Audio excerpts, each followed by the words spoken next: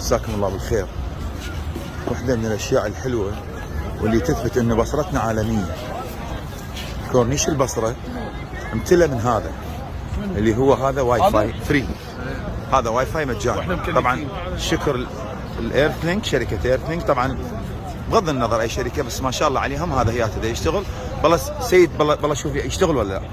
اول شيء مساك الله بالخير. خير من النور. هلا شو وقت وصلت من قطر؟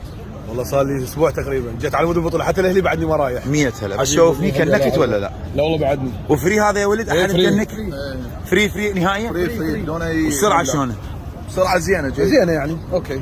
نعمه يعني كمكان هيك مزدحم بينات. طيب زين، هذا كم واحد هنا موجود؟